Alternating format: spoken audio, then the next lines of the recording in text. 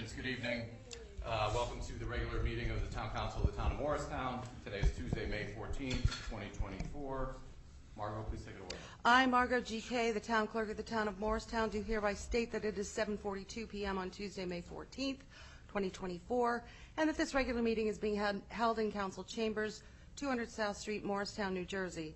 Adequate notice of this meeting was provided according to law by written notice to the Morristown Daily Record, the official newspaper of the Town of Morristown, and to the Newark Star Ledger, both more than 48 hours ago. Notice was also posted on the bulletin board at Town Hall and filed with the office of the Town Clerk of the Town of Morristown. I do further state that I shall enter into the minutes of this meeting a statement that such notice was furnished as particularly described by me in this public announcement. I'll take a roll call. Councilwoman Foster is excused this evening. Councilman Iannacone. Here. Councilwoman Lindsay. Here. Councilman Polipchuk. Here. Councilman Russo. Here. Councilman Silva. Present. And Council President Armington. Oh. Umbriac. Here. Mr. President, my apologies, and you have a quorum. Thank you. If we could please pause for a moment of silence. Council President, if you could keep the memory of Donna Lee Howard and Angela Rubenstein in your thoughts and prayers. They both passed away on their services for this past weekend. Both were very active in our senior community, and they will be surely missed.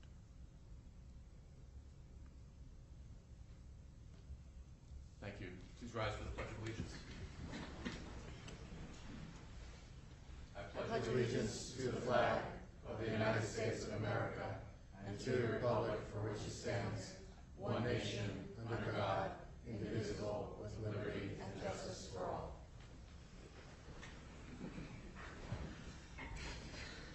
Okay. There are two items on the consent agenda this evening. Would members of council like to consider them separately, or may I have a motion to adopt the consent agenda? Can we please pull two for separate consideration, Margot, please? Absolutely. Okay, the first is approval for ABC Seasonal Farm Market Permit for Sourland Mountain Spirits. I'll make a motion to approve. Can I have a Second. Council President? Yes. Oh, you didn't have a comment on that No, one? no, not on one. Oh, excuse On two. me. I'm sorry. I'm sorry, sir. Okay, on the adoption of consent agenda item number 1, Councilman Iannacone? Yes. Councilwoman Lindsay? Yes. Councilman Polipchuk? Yes. Councilman Russo? Yes. Councilman Silva? Yes. Council President Umbriac? Yes. Motion carries. Item number 2, facilities use request, Morristown Rotary Music Festival on May 26, 2024, from 9 a.m. to 3 p.m. I'll move it. Second. Council President? I will be abstaining as I am a Morristown Rotarian. Thank you. Okay, on the adoption of consent agenda item number 2, Councilman Iannacone? Yes. Councilwoman Lindsay? Yes. Councilman Polipchuk? Yes. Councilman Russo? Yes. Councilman Silva? Yes. And Council President Umbriac Abstain. abstains. Motion carries. Thank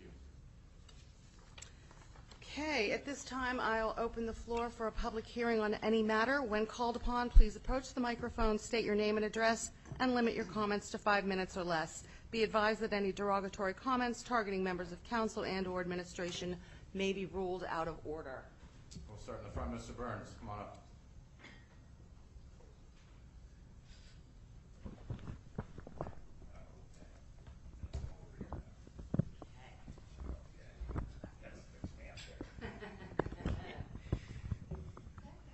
Good evening.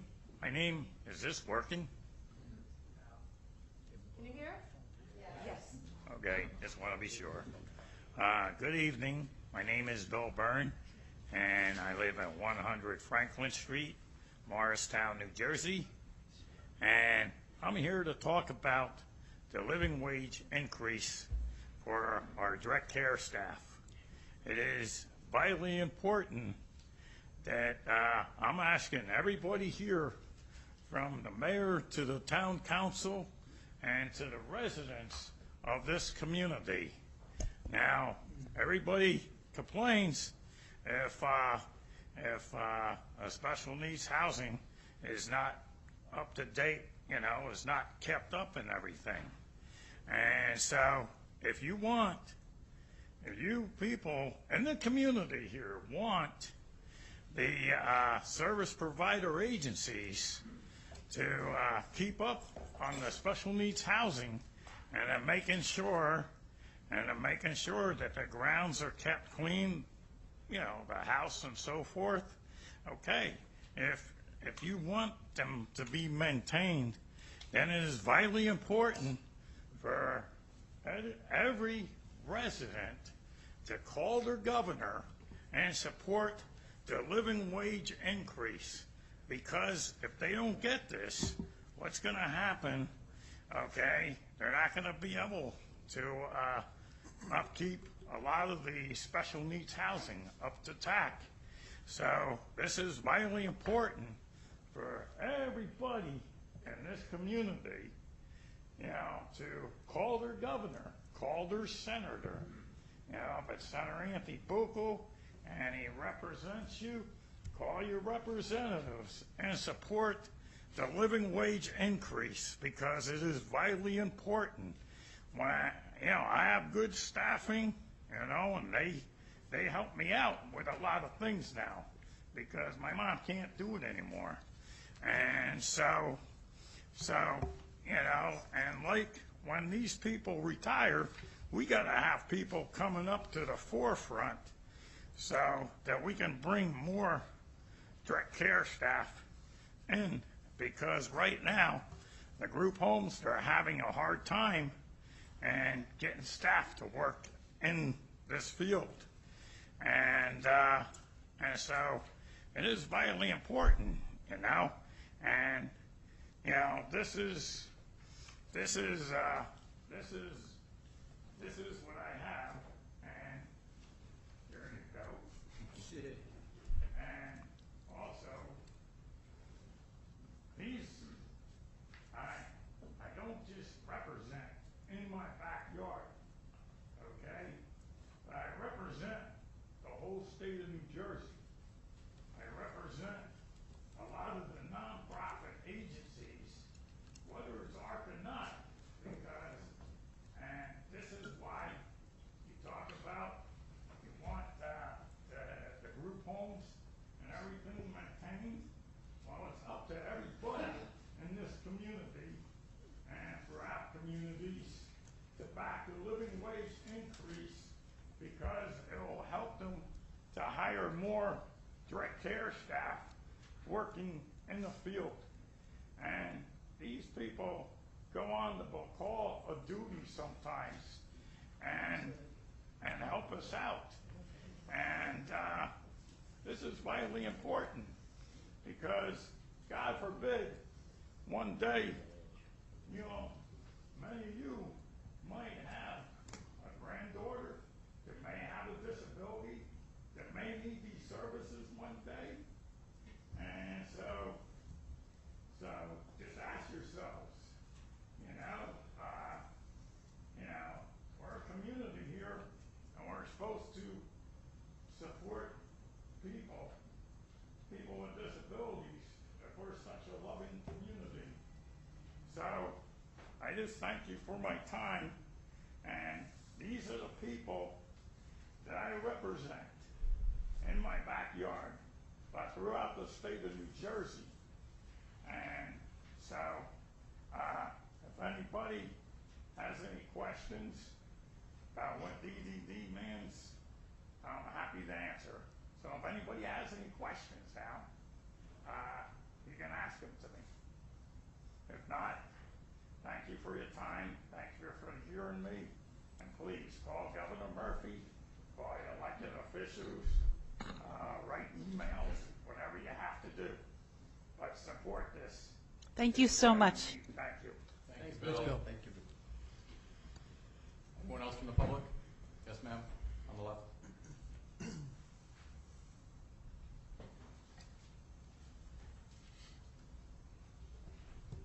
Hi, I'm Deborah Rice-Lanen, 320 South Street. So if you don't mind, I'm going to read a prepared statement. So I wanted to comment on the proposed MLOFS development planned for Spring Street. So I'm here with another supporter, and I'm speaking on behalf of about 120 people who signed an online petition that I've set up in support of asking for your support and in asking the developers to consider preserving the electrical and plumbing supply building on Spring Street as part of their developments. So I want to emphasise that we're not against the development. We welcome the Spring Street development, but I do think we're missing an opportunity with that building to sort of create something particularly unique. So we talk about in our Instagram posts and our promotion of Morristown about the charm and beauty of our city, and I kind of feel like with all the recent developments we're losing a lot of the charm and beauty. We've got another proposal for another big box, red brick, oversized block of apartments that have no beauty, very little charm, no charm. So really I want to just sort of encourage that we would start to think about the fabric of a town, and the quality of life isn't just about packing everything in, but things like M Station has taken away views that we had of the moon rising. If you could stand at the green and you could look down the street towards the M Station, you could see the moon rise over the train station. If you stand at the roundabout and look down Spring Street, you can see the countryside in the background. That kind of thing is quality of life, taking away views, taking away memories, and sort of things that mean things to people who have lived here a long time is part of the fabric of what makes good urban quality of life. So buildings aren't historic only if they're somewhere that Washington visited. They add to the sense of place. And this particular building, it doesn't deserve to be listed as a historic building, but I feel like it has some place in Morristown as something that people recognise. I've only been here 7 years, and I love that building. I feel like that little area is a pocket of sort of history, the tenement building opposite, the little park that's going to be kept there to recognise that there was once a school for black children there. These are all good things, and I think this building needs to be considered as part of that. So we think that developers should have a responsibility to improve and add to Morristown every time they build here. And this building has lots of possibilities, as well as keeping it being like an environmentally friendly and sustainable option. So all these complexes have, shared space. They have to have retail space. This could be kind of like interesting, funky, could have artists in there, it could have coffee shops in there, it could have something practical. I used to live downtown, and I could never find anywhere to buy a light bulb or just get something quick to eat. You have to sort of trek out to supermarkets or whatever. So there's all sorts of things that could be done with it, even if it was just for the building of the tenants themselves. They will have conference rooms, they have storage rooms, they have meeting places, they have social spaces. So I feel like we're missing an opportunity to be imaginative here and to retain a building that's got some sort of kind of a hold on our hearts, and that does add to the natural beauty and charm that we are trying to preserve. So I know that the developers can do what they want with it, but I'm just asking if you have any powers to ask them to consider incorporating it into the design, then I and the signatories of the petition, which I'm going to keep going, would very much appreciate it. Thank you. Thank you. Gentleman in the back on the right-hand side.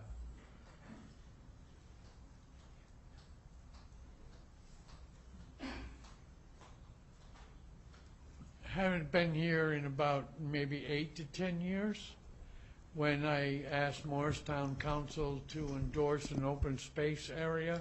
Sir, can I please have your name and address? Oh, I'm sorry, That's Robert Parker, Okay, 9 Hillcrest Avenue, Morristown. thank you. And the town council went full blast on keeping this 2-acre park in the public good. And it's amazing what didn't happen there. It's a beautiful park, and I have to thank the mayor. But my concern tonight is about, I always get it mixed up, no more Mao. We are feeding the bees.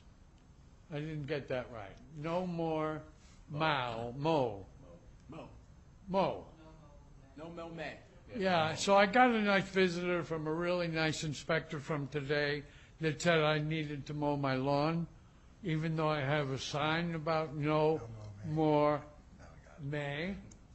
And I just wonder if the council feels that that's appropriate. It's a national movement and one that I personally believe in, to help grow the lawns in May so that they can, frankly, help the bees and the birds and just something to think about. So thank you very much, Mr. Mayor and Council, for letting me speak. Thank you. Good to see you, Chris. Good to see you. Thank you. Anyone else? Kristen Ace, come on up.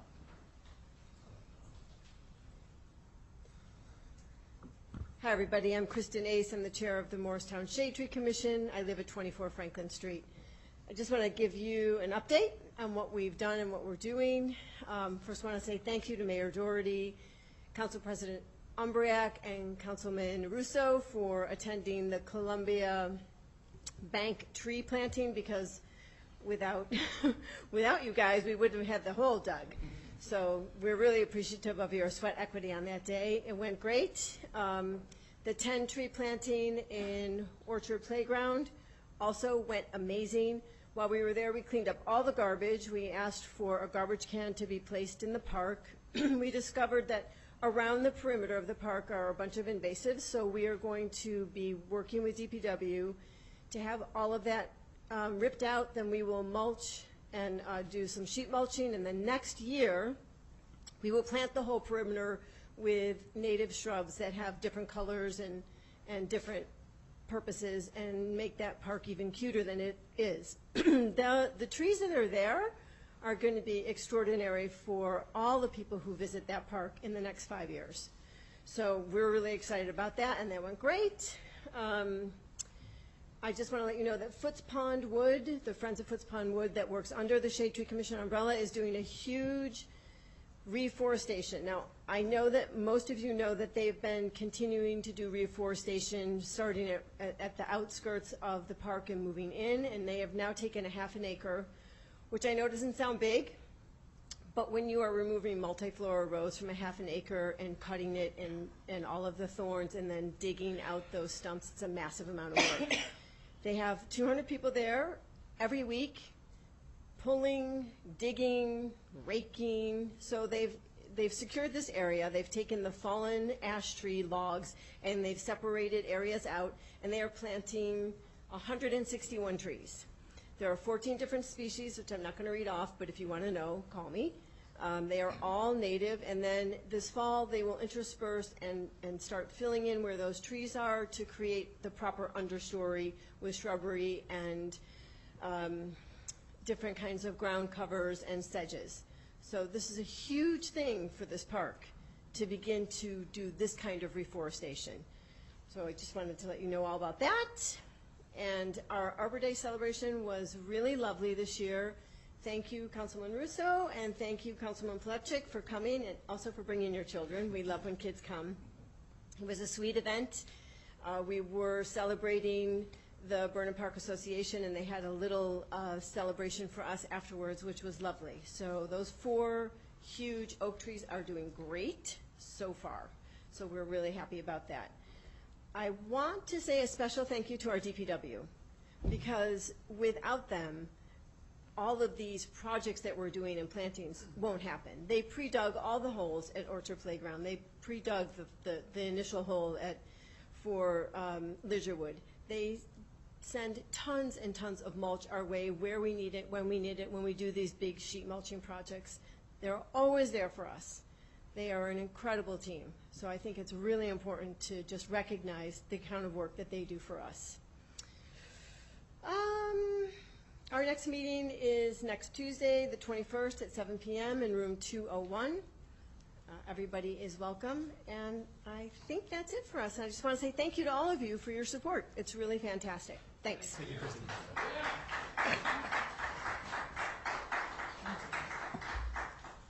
All right, anybody else from the public? Yes, sir.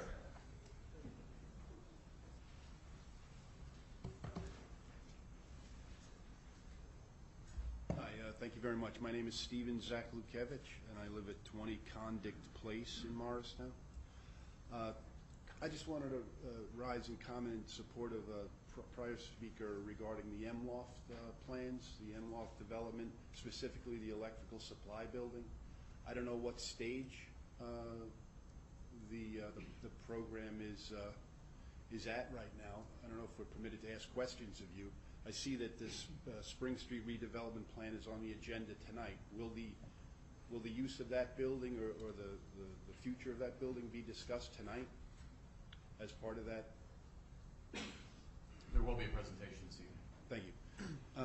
And I just, in your consideration of however this is going to go forward, I would respectfully ask that you educate yourselves and perhaps the community as well about the new developments in adaptive reuse and commercial recommissioning of existing structures, not necessarily historic, but sound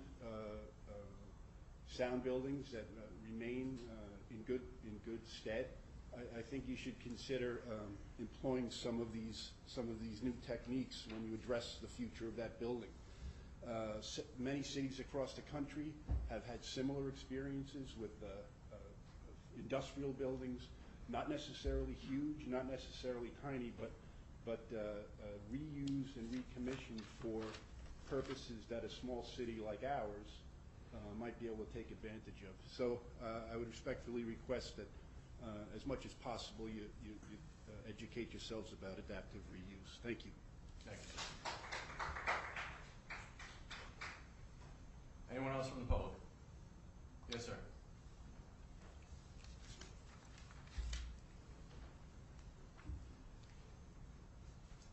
Hello, John Brady, 1 Collis Avenue.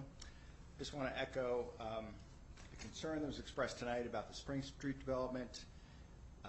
As somebody who lives across a large brick obelisk at the corner of Mount Kemble Avenue and Collis Avenue, it might have seemed like a good idea at the time, but I just urge the council to think about the sacred trust that you have to develop Morristown for generations to come, not just for the short-term needs of the developer at large. I have a lot of faith in this council. I have a lot of faith in the zoning board. I know that's really the proper venue. But I think it would be great if some part of the existing industrial structure could be preserved in some way.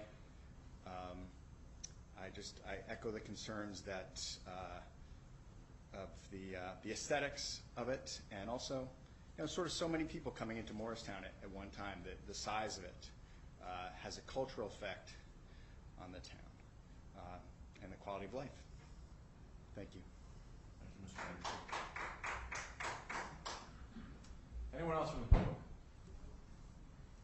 All right, I will close the public hearing. Responses from council. Yes, Kristen, both those events were fantastic that you were speaking of. The last one, the Arbor Day event, I encourage everybody to check out the 4 trees that were planted. Right near the basketball court, as a basketball player growing up, one of the worst things was playing on a blacktop court with no shade, so those trees will definitely provide shade, and they'll be beautiful to look at. So Kristen, thank you for including us in that, and look forward to the next one. With reference to the questions with reference to Spring Street, actually what that is a redevelopment plan that's being introduced tonight. There's actually a public hearing, correct me if I'm wrong on this, there's actually a public hearing at the next council meeting. So this is an introduction. It gets reviewed, it's available to the public, it gets reviewed, and then there's a full hearing on that redevelopment plan at the next meeting. In the process here, administration has reviewed this with council before. It's been subject of the redevelopment committee, and also several of us have sat down with the town's planners and we have reviewed it, asking a lot of questions. But I think the public's opportunity is between the introduction and the adoption. So nothing's being adopted tonight. It's being introduced so that it does come to an open forum for discussion. Any other thoughts or comments on any of the? I can't comment on No-Mow May because I have the worst yard in the neighborhood. So I barely. But there's always been. We did it, Kirsten, in the past. It was always like an informal. Right. Was that town? Did we do that as a town? Do you recall? I think I might have come up, but I don't think it was anything that was really formalized. Yeah, No. people put it out on, people put out signs, they put it on Instagram posts and Facebook, no mo May. Mm-hmm. No May, No mo Mow May. May. But it's an idea I think the council should think about. Okay. Because there is some validity to the whole process of birds and bees and everything else. Mr. Parker, it's something that we'll look into. Thank you. Okay. I couldn't hear the mayor. I know, I saw you standing up. I said, I got you, Bob. You got? I got you. Okay. Thank you, Mr. Parker. Thank you. Did you have something to add, Mr. Chris? I just want to basically say the same thing the mayor said about, excuse me, and Mr. Parker, thank you for bringing it up. And I've heard a lot of people, all the council members kind of murmur about that a little bit when you spoke about it. So I think it's a really interesting idea, and I'll definitely look into it. So. Yeah, thank you. And I'll end with Mr. Burns. Thank you for continuing to come and advocate. You have our full support. Obviously, special needs living, a wage increase is definitely necessary so that it can attract talent to come and serve you guys and serve the community. So certainly something that I support, and I think others support as well. So thank you for doing what you're doing and bringing about the awareness to the community. I must have mentioned, I support Mr. Burns in his discussion. Council President, I'm sorry, but we can't take comments from the crowd. But thank you, Mr. Parker. Okay. All right, so let's move on. We have a couple proclamations, Mr. Mayor, and presentations. Yes, I'm going to do the proclamations first, do the budget intro second. Or you know what, let me do everything that's on the agenda first, then I'll do the budget. Yes, sir. So let's start with the Proclamation.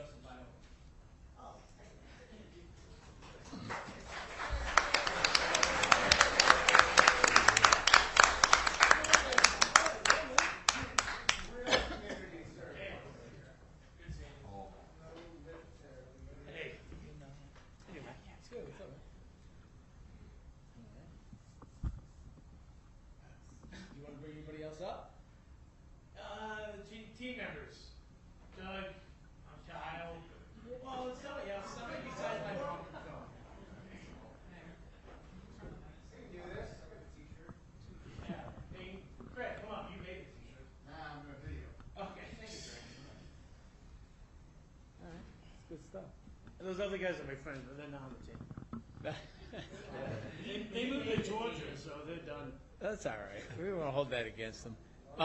So before I actually read this proclamation into the record, I don't know if you know, Lenny was my neighbor. Really? From around the corner. So I've known him for quite a long time and knew his dad for a long time. I actually started, I lived in 3 places in Morristown. The first place I lived was the carriage, the second place I lived was the carriage house behind the Kellogg Club, which kind of backed up to behind him a little bit. And then I would run into his father, and they were young. Lenny was young at that time. I'm not going to give you my age. But then I bought on Wetmore Avenue, and right around the corner. So him and his dad and Lenny, we talk all the time. Yeah. So yeah, he's awesome. Definitely missed in the neighborhood, both his dad and Lenny. So I'm going to read this into the record. It's a proclamation. Joseph Viola is an employee of the Morristown Parking Authority and was recently recognized for his charitable work, which established and organized an inaugural Leonard P. Pergentile 8-Ball Invitational, the Lenny Invitational, on March 24, 2024, in memory of his friend Leonard P. Pergentile, who passed away on March 3, 2023, from a lifelong battle with type 1 diabetes. Whereas the Lenny Invitational was reported to have raised over $10,000 and counting. The money raised from Lenny Invitational and subsequent donations are supporting the JDRF, recently known as the Juvenile Diabetes Research Foundation, a global organization funding type 1 TID research. And then the town of Morristown joins the Morristown Parking Authority in recognizing Joseph Viola for his social responsibility, outstanding charitable work, and leadership in raising money for the JDRF. Now therefore, I, Timothy P. Doherty, Mayor of the town of Morristown, do hereby proclaim May 14th, 2024 as Joseph Viola Day in the Morristown, and thank him for his tremendous efforts in making a difference within our community. Thank you very much.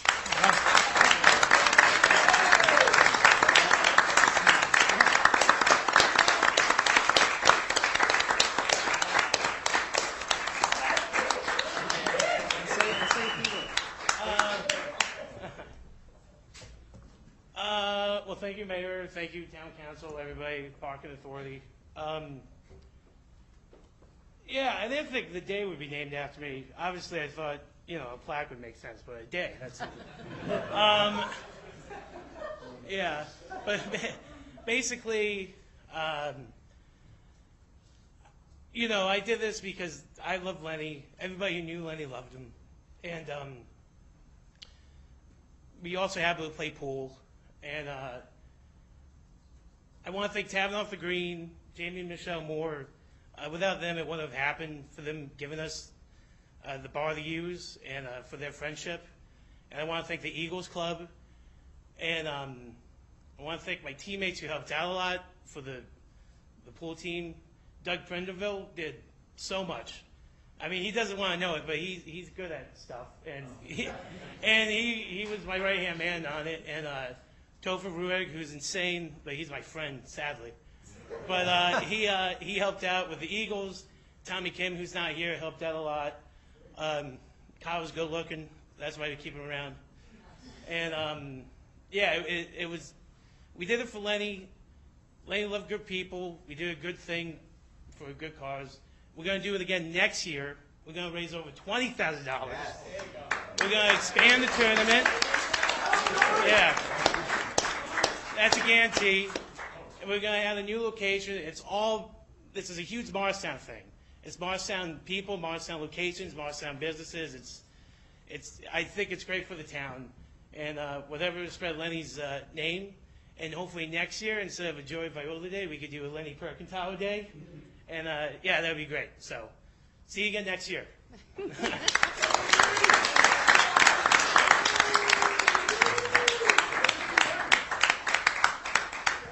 Yeah, you know, Joe, the cool thing is that's in the history books now in Morristown. That proclamation, people 100 years from now are going to know what you did. So, it's all good stuff. I'm going to make an assumption that Kristen Ace is going to come get this proclamation. That was a pretty easy assumption. So we do this every year.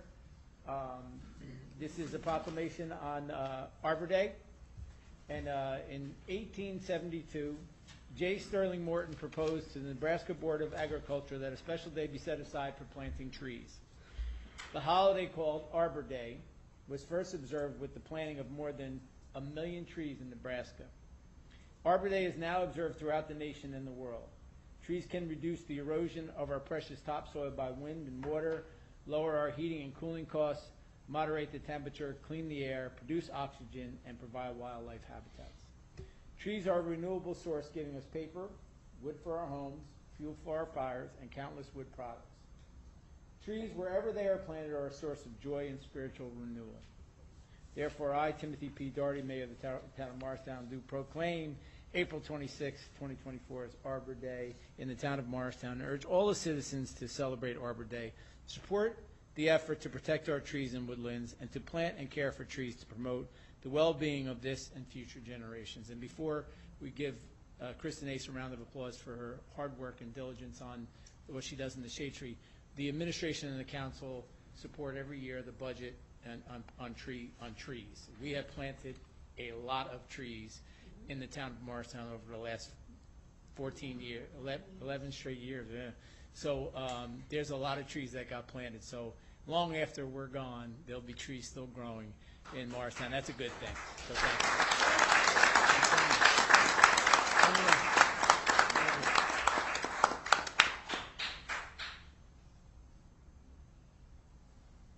All right. Oh, you're welcome. I just want to say thank you to the administration. Really, we have planted over 1,000 trees. We've brought in $150,000 of grant money. We couldn't do this without our DPW, our engineering department, zoning, planning, and all the people sitting up here today. The administration 100% supports us, and if you ever want to know what we're doing, please come to a meeting. We are the people taking care of your 4,500 street trees and park trees. Thank you so much. Thank you, you guys. Thank you.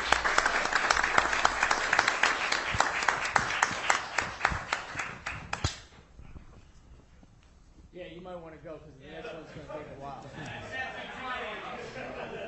So I was like, oh, wow, they're going to stay for the whole budget address and everything. No, out the door they go. That's okay. That's all right. So let me just run down, Council President. the events. Yes, sir. Tuesday the 30th, Councilman Chris Russo attended Creature Comfort Pets National Therapy Day on the Vale Mansion. Thank you, Chris, for that. On Saturday, May 4th, Arbor Day celebration, which we all heard about. 4 oaks were planted. We don't have to read that. On Saturday, I want to thank Councilman Steve Pilipchek, Council President Nathan Umbriak, Councilman Christopher Russo for their attendance at the the ribbon cutting at the Pastrami House. Did I miss anybody? Was anybody else there? No. So they had lots of pastrami and corned beef, and if you haven't tried it, go to the Pastrami House. We got a Pastrami House on Speedwell.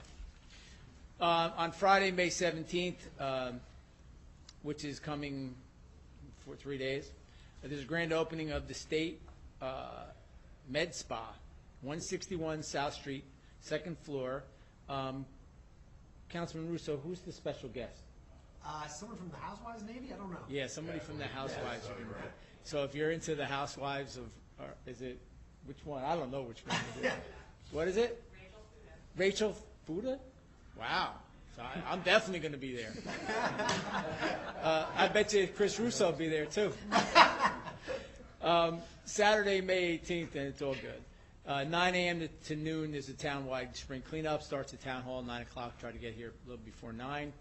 Usually there's coffee, some bagels, different stuff. I know Councilman Silva, Pastor Silva, always has his team come out. Yeah. They come out, and they really come out. So we're looking forward to that. I think that's rain. It's not going to rain. I think we're going to be okay for Saturday. The 27th, Town Hall is closed in observance of Memorial Day.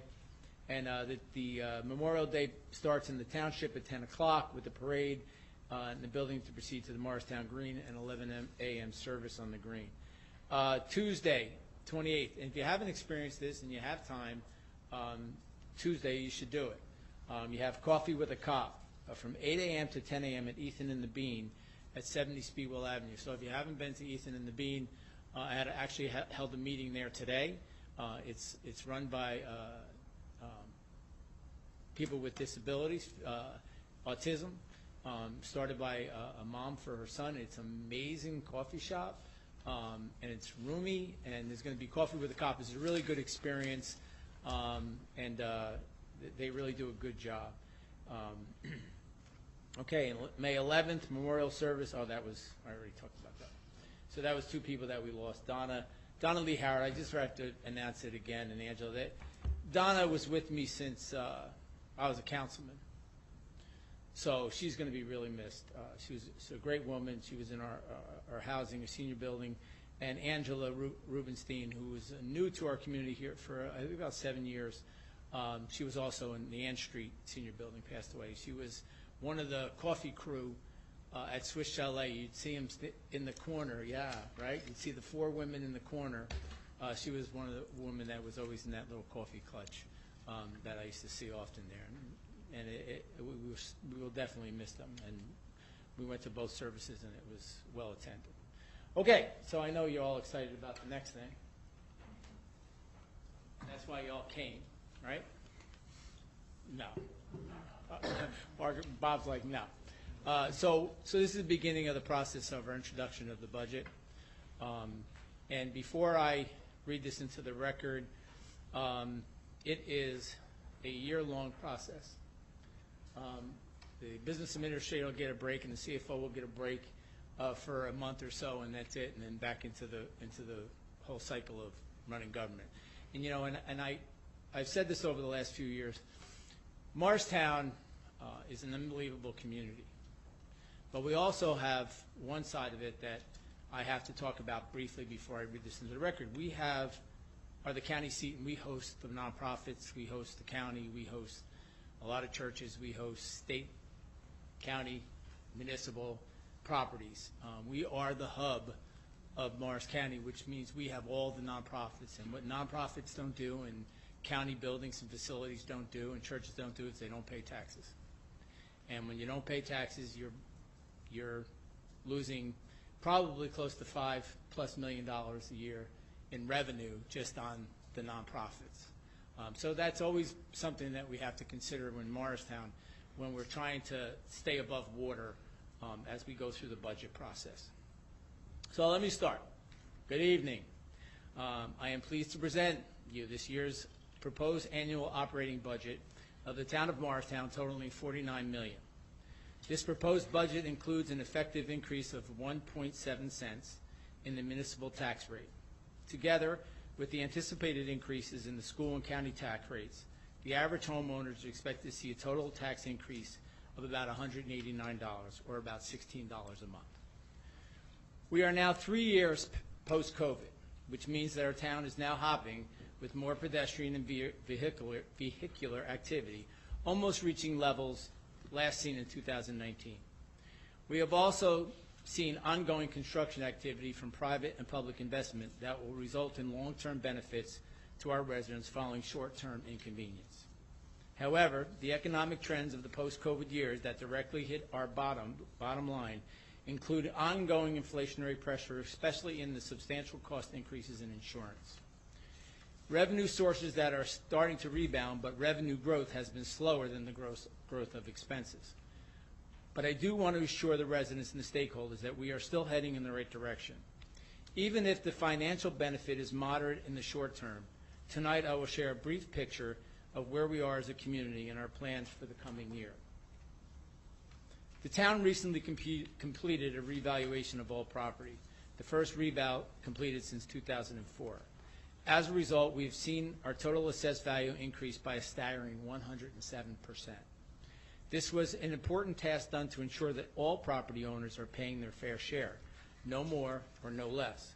The increase in value shows the growth of our town in the last 20 years, that it is further evident of how attractive the town is to investment. Unfortunately, the downside of this explosion in value is a significant shift of county and school levy costs onto our taxpayers, an increase that will hit all our collective pockets. Robert F. Kennedy once said, "One person can make a difference, and everyone should try." Our firefighters, police officers, public works staff, and the rest of our employees work hard every day to make our beautiful community the best it can be. We chip away at it one day at a time.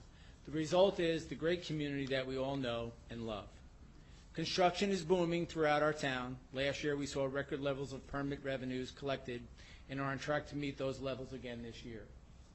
These resources have been used to continue the modernization of the construction office with digitation and expanding our online services. This year, the goal is to implement online plan review, compliance with state rules, making the permitting process much more efficient. The record high permit fees collected demonstrates the level of sustained interest in investing in our town. And clearly our downtown is thriving. The Valley Bank headquarters opened last year has revived the stagnant section of Speedwell Avenue that now has additional new businesses including Primo Subs, Ethan and the Bean, Pastrami House, and more. Across the street, Headquarters Plaza recently unveiled a major renovation plan for their lobby spaces that will breathe new life into a space that has been underutilized for a long time. Do you remember Sam Goody's and Bennigan's? Those places have been gone for decades, replaced by vast vacant spaces. Well, we will soon have multiple restaurants fronting both the plaza and the hotel entrance, coupled with lively spaces connecting headquarters interiors to serve tenants and the public. I'm excited to see the transformation completed this fall. Last year, we saw the opening of Max on Mars, a mixed-use residential development that includes family and special needs affordable housing that is critical to meet the demand of these populations. This year, I am excited to see the Beiju project at the train station finally move forward, which includes 85 residential units with affordable housing, retail spaces in our transit district. We are also moving forward with the redevelopment plan for the next phase of Spring Street, which will finish the development of an area that was blighted almost 20 years ago. This project will complement the completion of M Station West and will host New Jersey flagship office for Sanofi Pharmaceuticals. We are excited to welcome them early next year, along with the arm of Sanofi, which has moved to 21 South Street last year. I am happy that the Parking Authority and 21 South owner Hampshire Properties were able to work together to make the parking lot at DeHart and Maple available to the public in the evenings and on the weekends. As we all know, convenient and available parking in and around this area is critical to the health of our downtown. To me, the most important redevelopment project in the town is North Park Place. This area is the cornerstone of our business district and clearly a missing piece in what otherwise is a functioning, vibrant downtown. The project will continue to be the prime focus of my administration this year. Beyond private development, the town will continue to invest in dollars, areas that will benefit residents and visitors. The engineering division continues to manage a number of capital projects throughout the year. Last year, we paved over 3 miles of roads, totaling over $1 million of investment. A similar amount of paving is planned for this year's capital plan. Less visible, but just as important, are the continued drainage improvement projects that are taking place across the town, including Columbus Street, which was completed last year, and the Morris Street and Ford Avenue project that is currently under construction. So, you know, the project when you come down Morris Avenue and turns into one lane, that is moving at good speed, and I'm told from engineering is coming in on time. So that's a very positive thing. It's expected to be completed within the next coming weeks. Western Avenue is the next major drainage project on deck for this year, which will decrease flooding throughout the neighborhood. In addition to drainage, park improvement projects continue with the installation of new bathroom facilities at Granby Park, which was generously supported by part by the county CDBG grant program. We will also embark on much-needed interior renovation of the Lidgerwood Park bathrooms this year. Last year, we completed much improvements to the Burnham Park Fieldhouse, which saw a transformational facelift last spring. Those efforts will continue with improvements to the interior of the building this year, in line with the park's master plan. The first stages of the pathway connectivity will begin, and improvements to the bulkhead plaza at the lower pond is planned. We also plan to seek a county trails grant during the next funding round to complete the walking loop around the back of the pond. If successful, we hope to have the project completed by the end of next year. On the front of public safety, last week the Fire Bureau finally took delivery of a new ladder truck that was ordered way back in 2021. The truck replaces a 1987 model truck that was in constant need of repair. This year, the Fire Bureau will focus on mutual aid training to ensure we are prepared in the unlikely cause of an emergency. They will also continue community education and prevention programs throughout the year, including distribution of smoke detectors. The next event will take place this fall. Our firefighters are dedicated public servants, and I thank them for their service to our residents. Our police bureau is stellar, as demonstrated by their accreditation that was recently renewed. I am proud of the progress made over the last few years under the leadership of Chief Richardson. Thank you to the men and women in blue for your tireless effort every day. The Police Bureau continues to have one of the most diverse departments in our area. Our recent recruiting class included 2 more female officers and another 3 minority officers, including 2 that are Spanish-speaking. Through our thoughtful hiring practice, we will continue to ensure that our public safety employees reflect the beautiful diversity of our town. The public safety initiative that I have been most excited about in this Morristown Police Community Engagement Unit. This initiative aims to strengthen our community engagement efforts and enhance the ability to address local needs effectively. The Community Service Unit will serve as a dedicated team focused on building positive relationships with residents, addressing quality of life issues, and implementing proactive measures to improve community safety and well-being. By establishing a direct presence in the community, they can foster trust, collaboration, and mutual respect between law enforcement and residents. This unit will be especially focused on the unhoused population, which includes people with mental illness and addiction issues. The police also continue to focus on bicycle and pedestrian safety by enhancing enforcement and increasing public education, including school programs, public awareness, and campaigns in partnership with Avenues in Motion. Beyond public safety, the quality of life for our residents is supported by capital programs, but also a lot of different programs. Last year, our Recreation Division had a transition in leadership that has brought new ideas and energy, resulting in increasing participation and additional new programs offering all types of activities for youth and adults alike. This year, Recreation will be focusing on increasing programming across all areas, increasing membership at Burnham Pool. We also expand the swim lessons with the goal to ensure that every Morristown child has the ability to learn to swim. Recreation will also be partnering with Morris County Adaptive Recreational Program, McARP, a program led by the Arc of Mars to bring more inclusive programming for participants with disabilities. This first event will be the Inclusive Prom to be held in June. Recreation has also planned for more family-friendly events this year, like movie nights in the park. In addition to programs for youth and adults of all abilities, the town will continue offering intergenerational programs for senior services. Like recreation, the Senior Services Division has experienced a transition this year.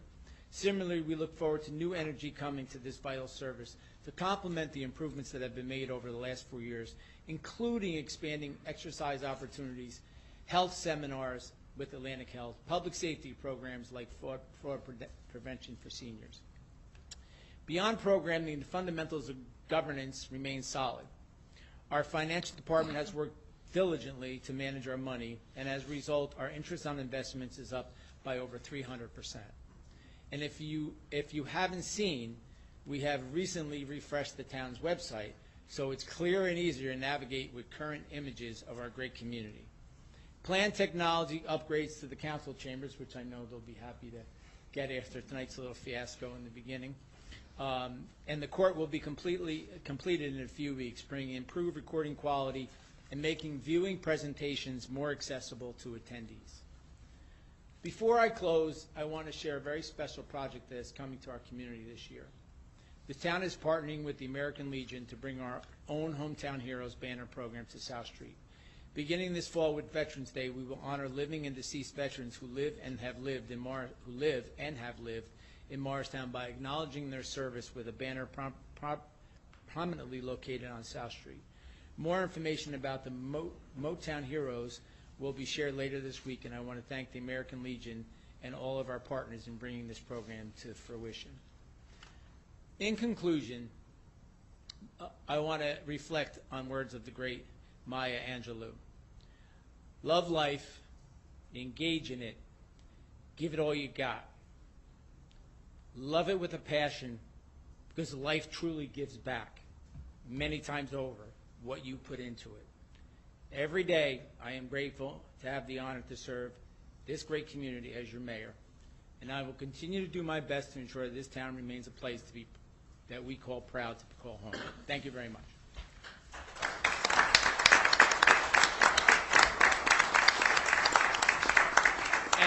And before I turn it over to the council president, I just want to recognize again our CFO, Frank. Where is Frank? Frank Mason. Frank does it's never ending. And I also want to recognize Jillian Barrett publicly.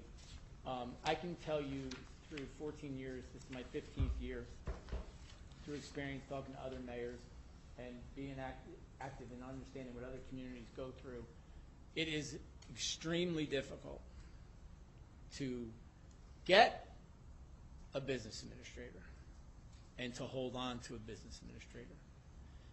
The new wave of, in my opinion, of things that are going on in municipalities is now, and I don't like to say this, but I know that other municipalities like to poach other people from other municipalities because it's hard to get people, qualified people, to go to work to this type of business when you're dealing with $49 million budgets and you're dealing with day-to-day operations of 200 plus employees each day, and you're basically the CEO. Although they say I'm the CEO, but really it's the business administrator who runs the town. And we are blessed, and I use the word blessed, and I mean that, to have Jillian Barrett as our business administrator, and hopefully she will be here long after I'm gone for the next many different mayors that will come before us. That'll at least be 20, 30 years, but you know, but she's really, you should give her a round of applause. And I want to echo that our DPW workers, our firemen, our police, our clerical, our tax people, our clerk, our health division, are the people who go take your tax money. They all play an integral role every day they come to this building to go to work. And you know, we try to foster to be smiley, to be happy, smiling, and to be grateful because this is a great place to work.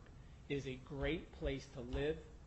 It is a great place to be part of a council and an administration to get things done in Morristown.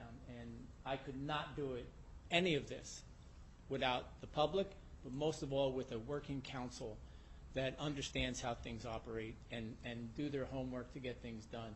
And I would end with this. We also have, I think, the best planners in the state of New Jersey with Topology.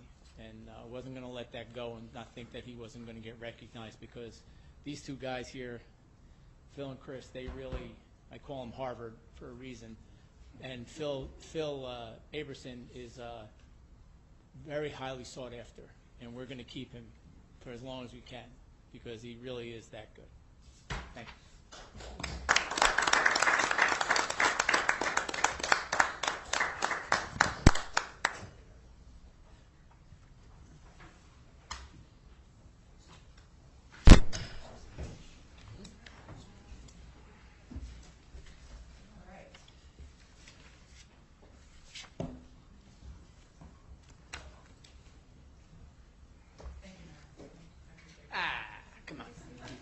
I only get to do it once a year. All right, so with that, can you grab the... Yay. All right, I will try to go through this as quickly as I can, but this is an overview of the executive budget that's been proposed that's before you. I'll remind our council members, if you have any questions about the budget, I'm free to meet with you and go over it at your leisure. Just reach out to me. Happy to go into the minutiae as much as you'd like. Tonight I will present an overview for the benefit of the council members and the public, and the presentation will be available on the town website tomorrow. Okay, so with that,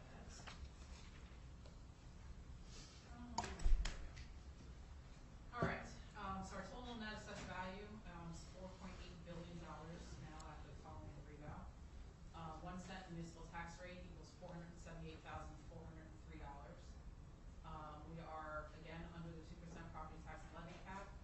Our collection rate is 98.4% for, based on the 2023 AFS, and our effective tax increase is 1.7 cents. And I say effective tax rate because the reval, our tax rate actually changed. But the effective tax rate increase is a calculation to understand what the change in the rate was based on last year versus this year, and the added assessments that were added from last year to this year. One of the major added assessments that was effective for 2024 is actually Valley Bank, which is one of the sort of largest added assessments. I think we had about $60 million in total added assessments from 2023 to 2024. So our tax base. Based on the reval, we went from a tax base of $2.3 billion to $4.8 billion, or an increase of 107%. But you'll notice that the increases were not uniform across the categories. There were substantial increases in industrial property, vacant land, apartments, and commercial. And the one category that actually didn't increase as much as the others is residential. So our residential property actually increased less than the total, which means that the value shifted away from residential property and onto the other categories, particularly industrial, commercial, apartments, and vacant land. So again, this is in a pie chart. So you'll notice that residential property in 2023 made up 56% of the total assessed value in town, and is now less than 50%. And commercial went from 31% to 35% of the total assessed value, and so on and so forth. So there's definitely a shift away from residential property onto the commercial and industrial properties.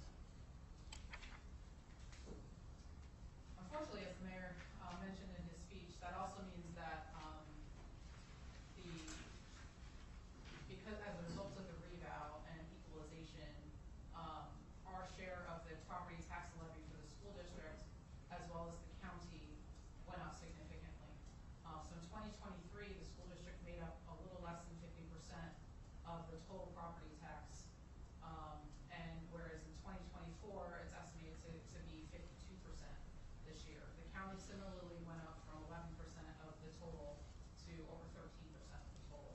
So our municipal share is actually down by over 4%.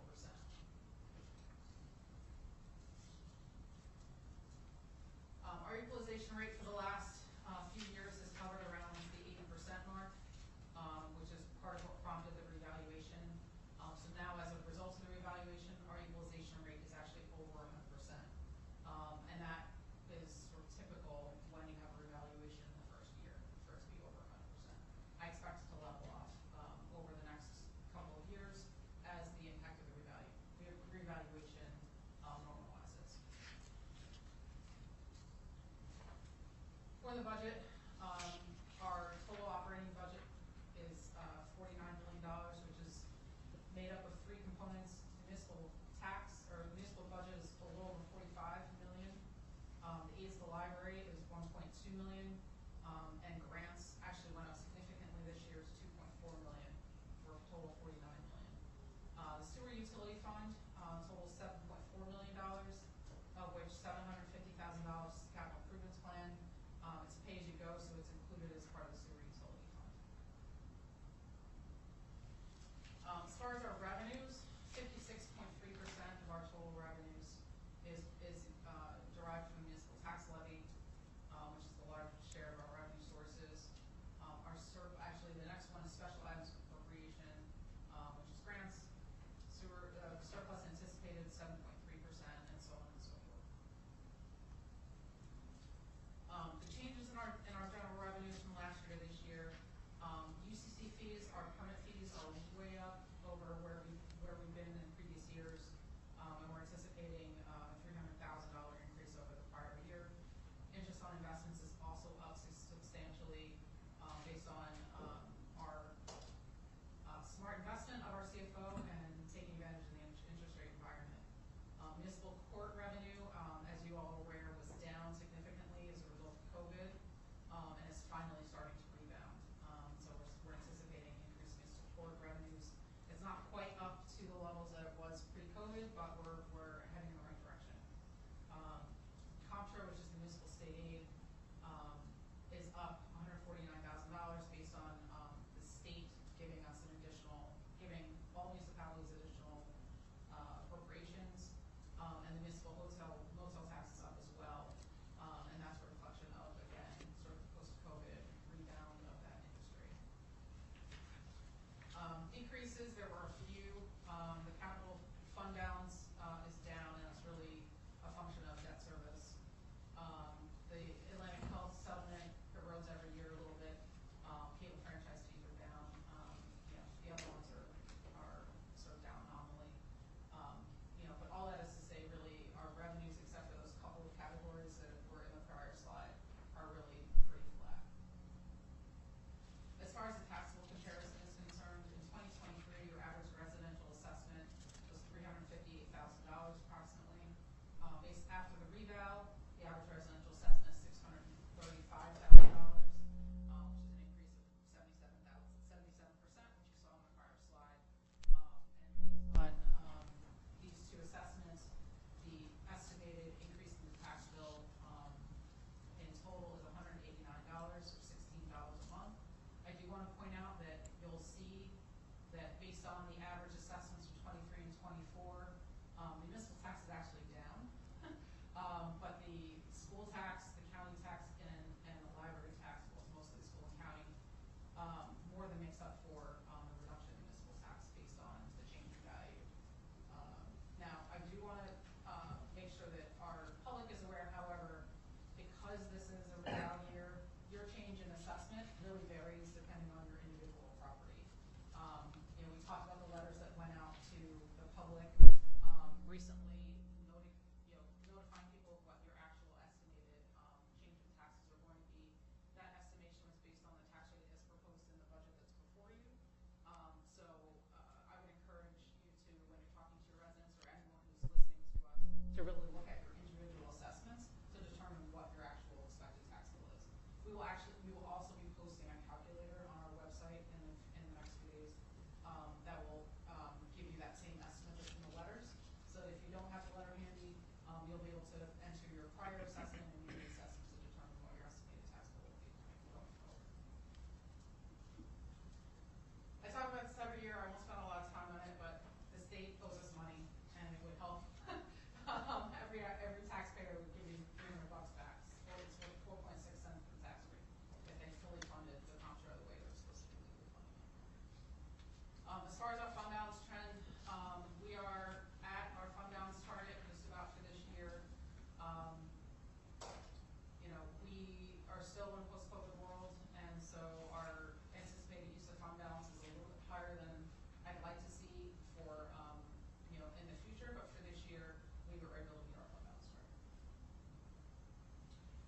far as appropriations are concerned, you know, as usual, public safety is the largest portion of our budget spend at over 22%, or about $11 million.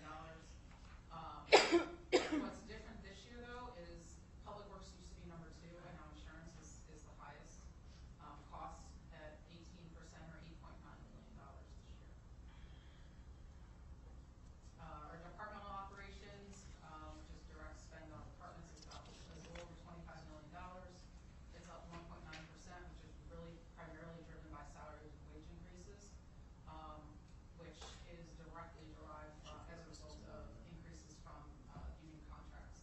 We have a lot of young police officers, for example, and their salary increases are both the cost of living adjustment as well as steps in their step guides, which are significantly over 50%. Other expenses are actually down by 2%. We've tried to find any place we could to control other expenses to offset the salary and wage increases. Largest increases, the reserve fund collects taxes, which is a statutorily required formula, is really results in the increase in the tax levy from the school, the county, and our levy. Workers' comp and liability insurance, we are part of the joint insurance fund, but our insurance costs went up substantially, over $400,000 this year. We are not alone. Just like everyone's homeowner insurance and other types of insurance have gone up significantly this year, our insurance has as well, as a result of you know, collective storm damage and other types of insurance impacts. And cyber crimes and other things that don't necessarily, are not necessarily our specific individual claims experience, but our collective claim experience resulted in an increase in the insurance cost. Health insurance is also up by over $400,000. That's actually a little bit better than we've been doing lately, but it's still a significant increase. You know, the percentage of our budget that is health insurance, which costs us, you know, over $7 million a year in total. The interest on notes is also a result of you know, our regular capital improvement plan, and then other pension costs are up. What's down, though, is our actual interest on bonds. So the notes went up and the bonds went down. PFRS pensions, this is a one-time, which I will gladly accept. When we had the slew of retirements with the police department in the last few years, and they were replaced by younger officers that were less expensive, we're seeing the benefit of their lower pension costs in the pension bill this year. I don't anticipate that to be as favorable to us in the coming years, but at least this year we do see a decrease in pension costs. And then the other expenses will also decrease further too. Talked about the pension costs already. Both local contribution, local employer contribution rates go up every year, which typically results in an increase. But like I said, PFRS is down really as a result of the salaries. Health insurance, we talked about, it's over $7 million in total costs.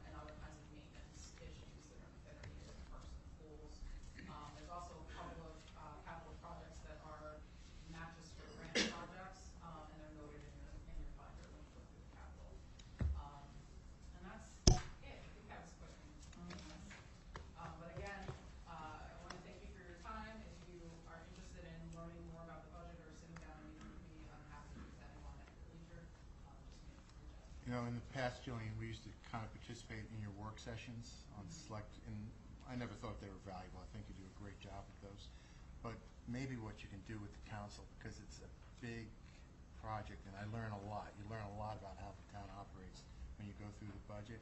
Maybe if you could split us up into 2 work sessions. I'm happy And, to follow the leader. because understanding it, I think, every year I learn something different from the budget process, and I think it's real helpful. Thank you all. Thank you, Julie. Thank you, Julian. Thank you. Yeah, you can give a round of applause. It's all work. She makes it look easy on a quick presentation, but let me tell you something. Yeah, I wrote It's 9 months of a lot of work. I will coordinate that with her. All right, we'll move on. I know we have another presentation, the Spring Street redevelopment plan amendment topology. You're up, Phil. Oh, that's mine, Phil. I was going to put that chair for you. This is now. No, it's not. Nice suit. Never wears this suit. Yeah, it looks good. It's because you lost weight. Looks good. The mics are working.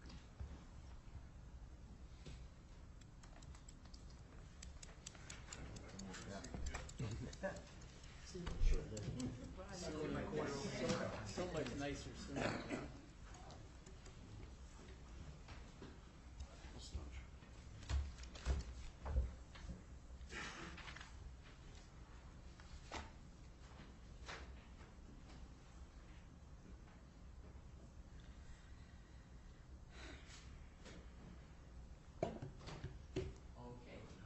Good evening, council, mayor, members of the public, staff. Thanks for having us.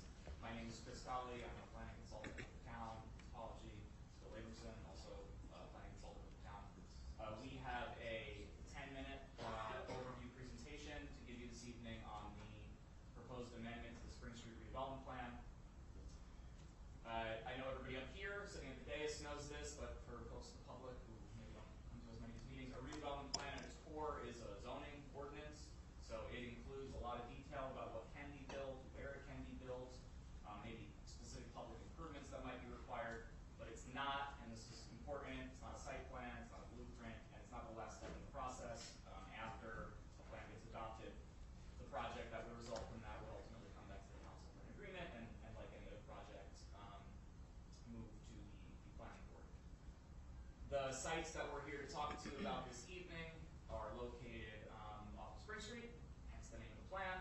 You can see them here outlined in blue. For folks that aren't as used to looking at maps all day, this is Hemp Station here, train station here, this is Bishop Nasri Way, the green, just to orient you a little bit.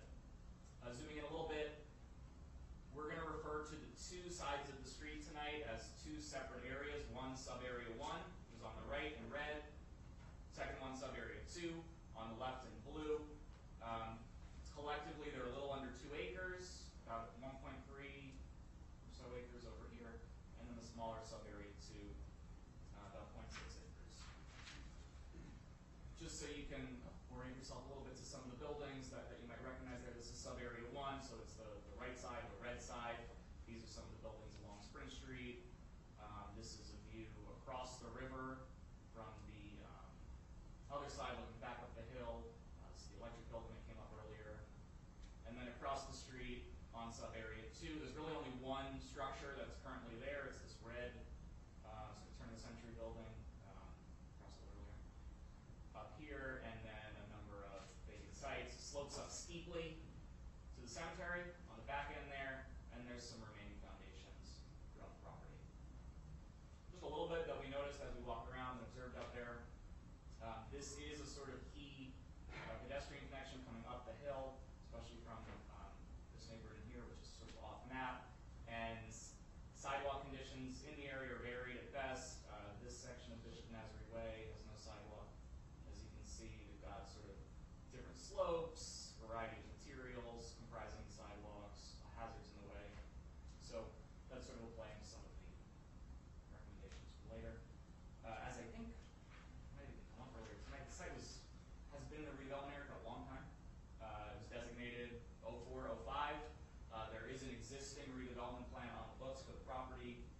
Spring Street redevelopment plan from 2008. For these properties, it lays out a development program of primarily residential uses, a maximum height of 6 stories and 66 feet, which is very in line with what we're putting forward for this amendment, some pocket parks. The plan's been amended. I'm going to show you that on the subsequent slide, but really critical thing for folks to be aware of, the town in its affordable housing commitments has committed to creating 21 affordable housing units in this area. So if you think about a 15% affordable set aside, which is typically what's done, that would come out to about 140 units that we anticipated in our settlement agreement being constructed in the spot. I won't go point by point here, but I do just want to flag for folks so they understand. In the beginning, there was one redevelopment plan that covered this whole area. And over time, that plan's been amended. So it was amended once. We're on station. Tonight, we're proposing to introduce an amendment that would affect the blue properties. This building is built out. This would stay on the old plan, built out, and then there would be some remaining properties under the old plan. And I bring that up, one, just to point out how these things evolve over time, but two, because I wanted to show this image, because it's important for understanding like one of the key points of the amendment. This is a plan that we took, or a picture that we took from the 2008 document, and you can see the two sides of Spring Street here. In the concept plan they had in 2008, there was a significant residential building here and a significant residential building here. And really what we're doing through this amendment is we're concentrating that residential development on this side, the sub-area 1 side, and then we're using the sub-area 2 side for rehab of the existing structure, as well as the creation of open space. And I'm going to show you a little bit about the details of that now as we go through. So starting with sub-area 1, this is the bigger side, right?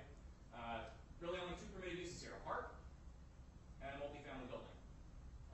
The permitted heights sort of try to work with the topography. It slopes down the hill, but generally we've capped it at 66 feet from Spring Street at any point, a lower 55 feet down here on the Bishop Nazarene Way side,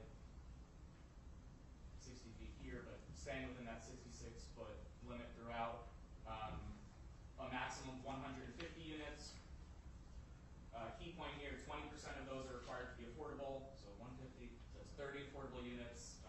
So that's 9 more, almost 50% more than the 21-unit commitment that the town had originally put in there, with setbacks required on top. And we can get into either of those details if necessary. You've seen these images at the presentation that was made a couple months back, maybe a month and a half or so ago, of this project. Some of the features of the architecture that we particularly like and think are advantageous, the cornice line here, the materials, the way the building is segmented out as it goes down Spring Street, and the way that the height will change as it goes down Spring. From the other side, you'll see there's a much bigger step back at the top floor on the Bishop Nazarene Way frontage, and there's parking entrances here and here. One thing that we thought was really important here was to get some public space created along that section of the Whippany River. So the plan requires publicly accessible area along the river here to create a nice little passive area, sort of little hangout spot along the river, stretching up. This is about 8,000 square feet minimum. I know at the last hearing, the last meeting, there was a question about how that would fit into the county's proposal from, this is 2002, and so we did pull that out, and in this Oxbow Park, you can see that's all colored in, illustrated, and what would be created here is on the other side of the river there. So it's not shown in this plan. It certainly wouldn't affect this plan negatively, and I think it's actually sort of a cool complement to this hypothetical spot. Provides a nice little scenic area. So area 2 is less building, but still interesting. The key points in sub-area 2 are, one, that the only real permitted use on these 3 lots is parking. And then for lot 6, which is where the existing structure is, the plan calls for that structure to be rehabilitated. And if for whatever reason, and there's some different conditions in the document, that structure can't be rehabilitated, any replacement of that structure needs to match it in terms of bulk and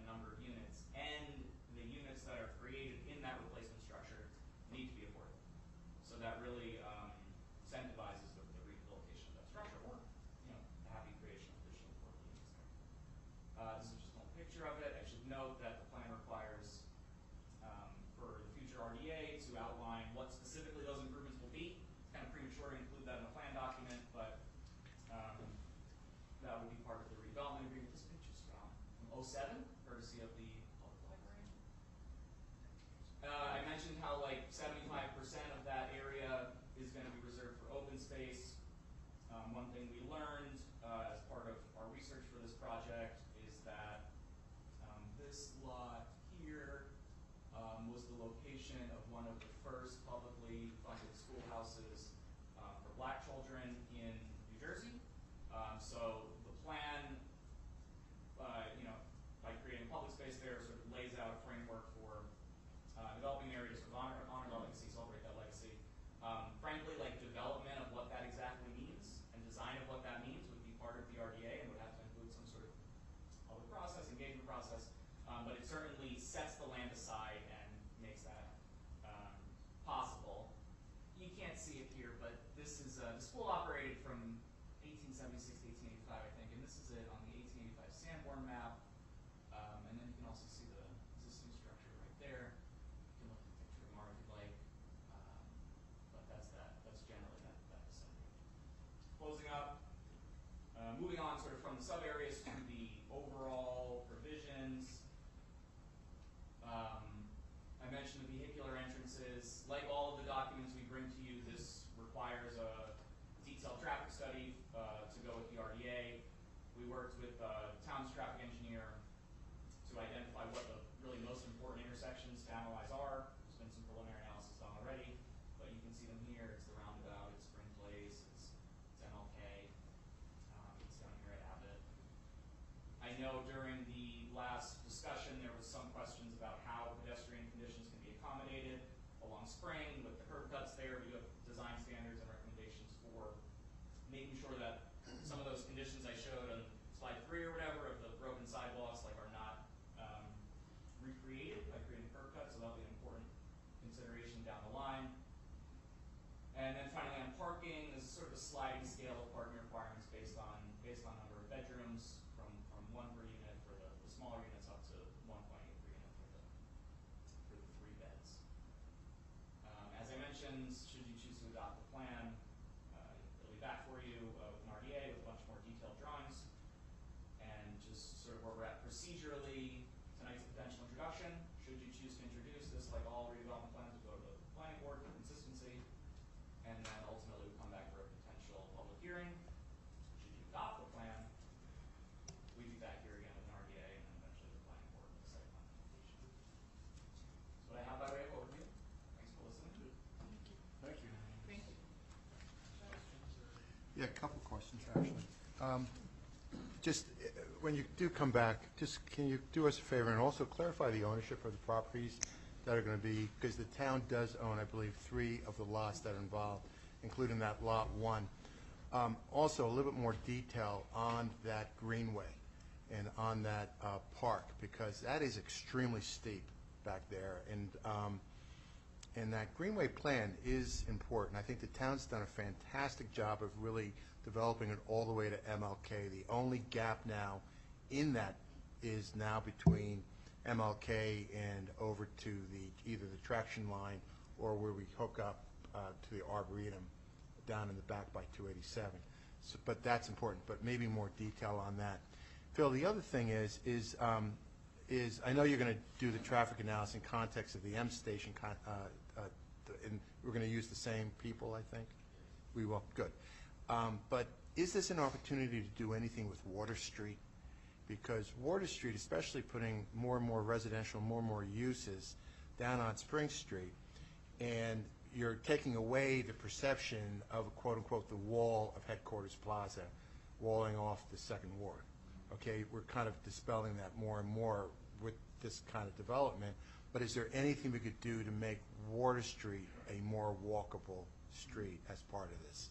Because walking Water Street, because of the narrow sidewalks, is really, really tough, and maybe making that somewhat, even doing something with those walls or something. Just, if you could just throw that in your idea, because I think the people who live here, I think one of the advantages, much like we heard when we were talking about King and Mayo, people wanting access kind of through King. They may want access actually through this property. You know, and I'll point out, you know, because the historic, that building is historic, because I've spent my whole life within 3 miles of that green. And I will tell you, when I was young, there was a lot of those, and those were the old tenements in Morristown. And that's probably the last one left. And so preserving that in the historical nature of that, because a lot of people that live in this community and live in this region actually had their starts, and those were Morristown's tenements. People forget. And that's, you know, that's a lot of history. You got the first black school in the area. You got an example of tenement living that was there, because that was the second ward back in the day. And those were the workers for the mills and everything else that was here at one time. But again, you guys did a good job. You listened to us, and thank you. Councilman, if I can interject really quickly, Water Street is actually already part of an existing grant project we're working on. Perfect. We've got a federal TAP grant for MLK, and it also goes up Water Street to improve that pedestrian connection. Mhm. Unfortunately, it's a federal grant, so it's taking a very long time to come to fruition. I got a text from Anthony a little while ago. He thinks it's probably a couple years out, but it's already in the works. Good. Do something with that wall, too. Yes. Yeah. Yeah. I have a question. Just thank you, gentlemen, for your presentation. For the benefit of the public who was patient to stick around and talked about potential adaptive reuse of the electrical supply building, can you speak to the structural integrity of that building and why the decision was to not do any type of adaptive reuse? You know, so this, I've been the planner here for as long as the mayor here, so we've seen a lot of proposals for this project, and that idea was tossed around years ago. The reality here, this is all about balance, right? Planning is about balance. You go to a planning board meeting, a zoning board meeting, we're always doing these balancing tests. So on one hand, you have historic preservation, adaptive reuse, laudable goal. On the other hand, we have, you know, blight, that's one kind of cool building surrounded by others that are not so cool. And we have this obligation to build affordable housing.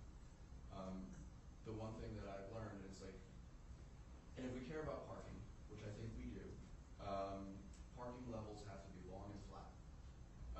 And in this case, you have Spring Street going up, and you have Bishop Nazarene Way down low. That's where the entrance for the garage is. This is a very expensive parking garage to build, which is sort of beside the point.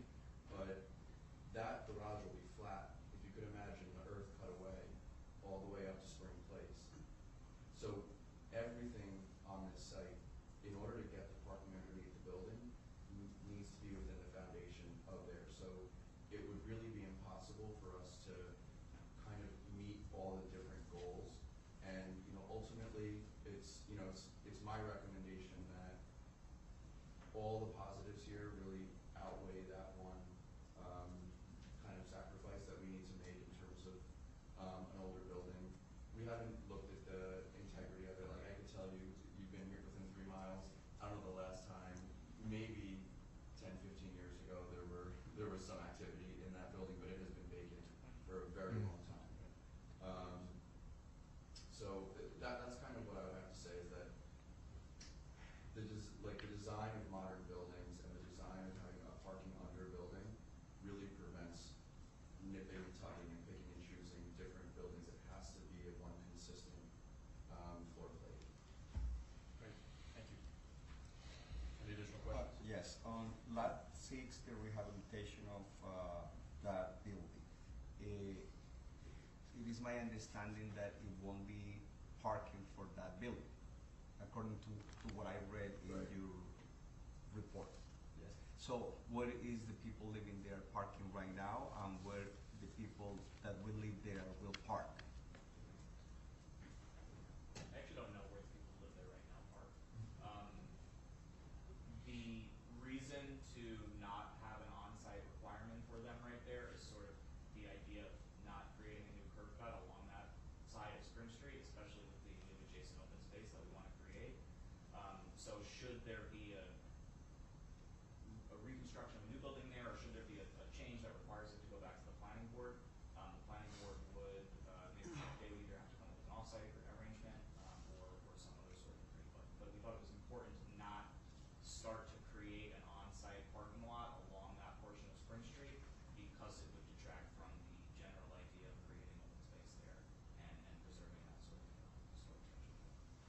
understand that part, but there should be some solution, even off-site, maybe across the street or something like that. We'll take, we'll work with the ownership to find out what's happening now. Because it's been there for, over 100 years. Yes. And cars have been around for about that long, so, let me, get back to you. Let me find out what's happening on that property now in terms of the tenants. And, we'll report back with a better, complete answer. It's a great question. For this reason, I want to interrupt, if I can, Council President. Yes, sir. I lived right next door to that. That's where I moved when I first moved to Morristown for quite a while. So it's interesting because three of us lived in the upper apartment above where the old Greek, I remember, yeah. right? Only one of us had a car. Actually, Nick Greco on the restaurant So downstairs. it's interesting, and I'm going to go back and ask the gentleman that I was a roommate of where he parked his car because he didn't park it on the main street. Morris Plaza. Yeah, so it's interesting. Parked at the plaza. No, You know? no, they would tow your car. Yeah. You park over there, they tow your car. Oh, yeah, Yeah, Yeah. that's what You know, it's a good question. I can't wait to get the answer. Yes. It's also my understanding that this will be dedicated for affordable housing. So in the new building, 20% of the units, or 30 units altogether, will be dedicated for affordable housing. Right now, it's what I would maybe call lowercase affordable housing or accessible housing. It is not deed-restricted affordable housing. What we put into the plan, somewhat as a disincentive to say that the building doesn't have integrity or something like that, is say if you rebuild it, or if it needs to be demolished and rebuilt, whatever happens there in the future, you could build up to 8 units and they all have to be affordable housing units. So right now, I think, it doesn't have on-site parking. I don't think it has central air.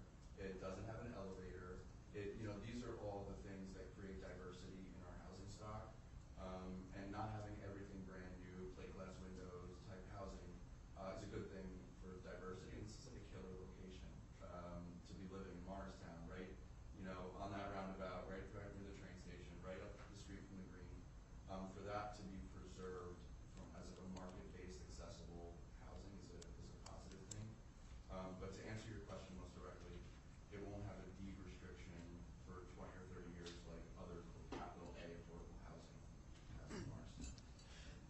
The reason why I am asking these questions is because I made the comment the last time that we had this conversation, and one of the disadvantages that we have in New Jersey in general when we do redevelopment, which I'm all for it, is that the affordable housing is not for our locals, but is something for the state.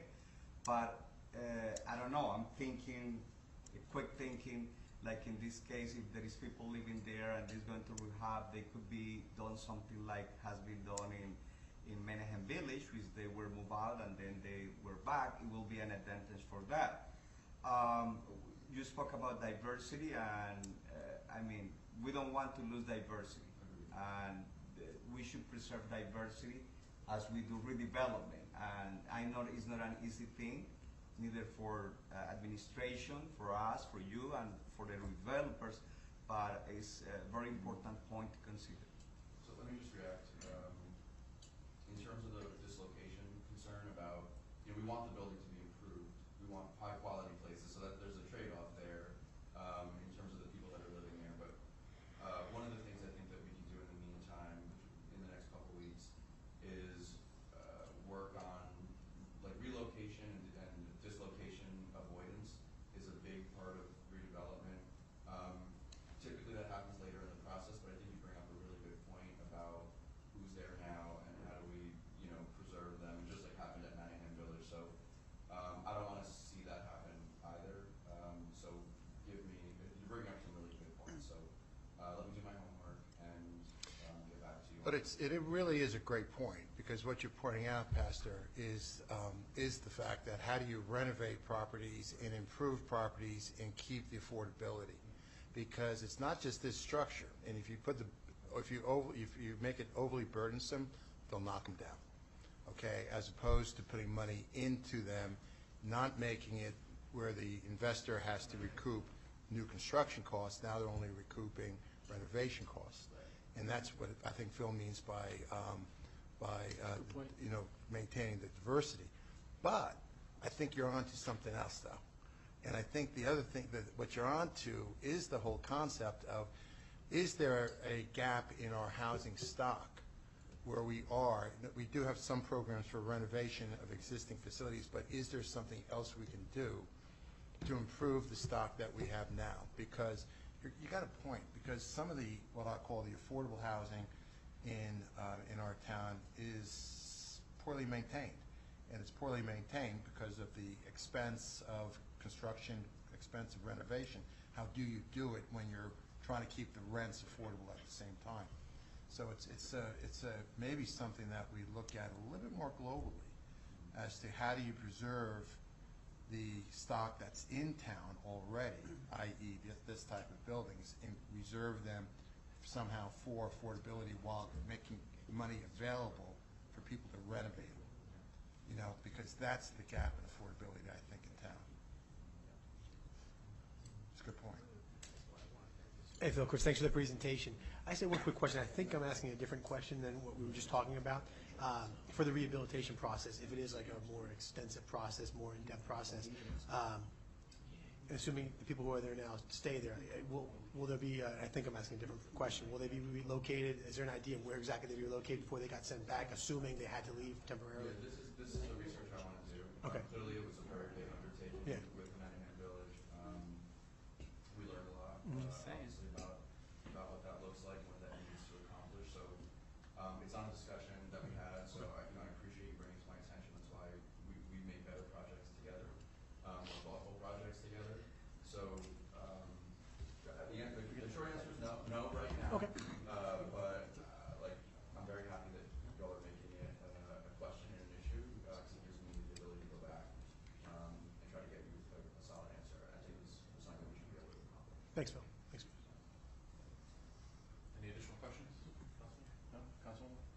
No? Thank you, gentlemen. Thank you. Thank you, guys. Thank you. Thanks, Phil. We'd love to have words. You guys hot? Is that too hard? Ooh, that's hot. Ooh, that's hot. It's hot because Phil was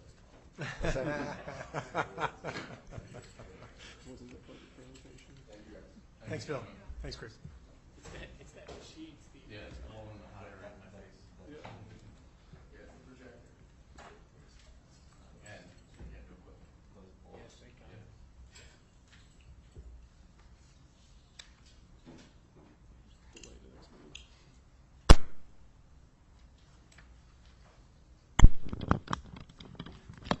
Marlo, can you please turn the projector on? It's shining right in my face. I thought it was off. No. Oh.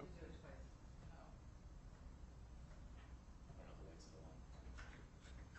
That's good. That's fine. Turn and face Kevin. Come on, Kevin, that was fun. Okay. All right, we'll move on. Let's move on to the council liaison reports. Good afternoon. On Morristown Housing, brag about the renovation update. Renovations continue at the Morris Manhattan Village. Interior apartments work is the focus. On 30, 32, and 34 Flagler Street, 4 units at 11 Flagler Street, windows 6 and 8 and 9 and 10 Flagler Street, 28 and 32 Clapout Drive, been completed, have passed the town inspection with the certificate. Residents have been moved back over the last 2 weeks to their home. In the upcoming week, we are seeing repairs on the sidewalks, pavements, and that's taking place. That's about it for my report. Thank you. MTA meeting will be tomorrow. There's always Nothing for partnership right now. Nothing for partnership. Okay. Margo, let's move on to regular business, please. Okay. There are 3 ordinances on the agenda for introduction this evening.